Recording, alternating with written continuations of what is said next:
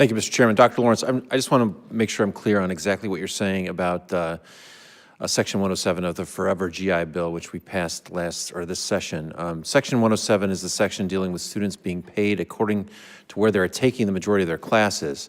And are you testifying right now that after VA finally implements Section 107 that they will go back and recompute what students would have been paid had Section 107 been in place by the August 1, 2018 deadline in the law?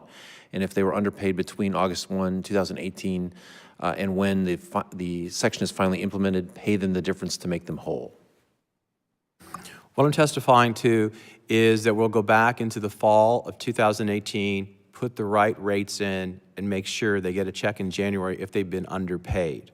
What changes as we go forward and think about December of 2019 is the way we thought about campuses. If you recall, there was a long discussion about zip codes and practicums, right, and that set in motion some expectation of overpayments or underpayments and the like. When we return to the definition of campus as defined by the law and our interpretation of it, it is not clear there's going to be any changes. We've got to figure out what the implications of that are and then go back or not as appropriate.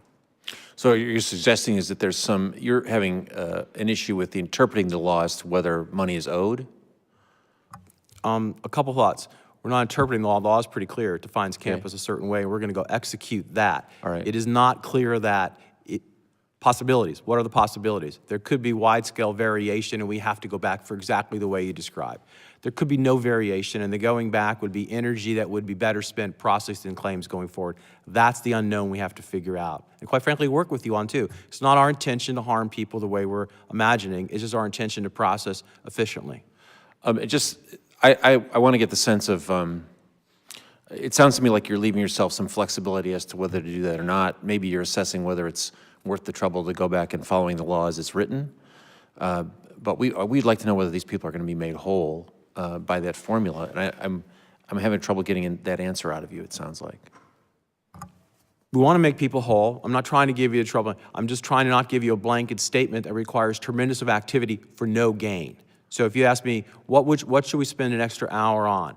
Processing things that yield veterans nothing, putting at risk the spring 2020 semester, or saying this doesn't yield much and we're going to move forward. We just have to figure it out. It's not my intention to be evasive. It's my offer to work with you to make sure we all come away feeling this is the right way forward. What are you telling veterans and students now who are going into the process going forward? What are you telling them now to do?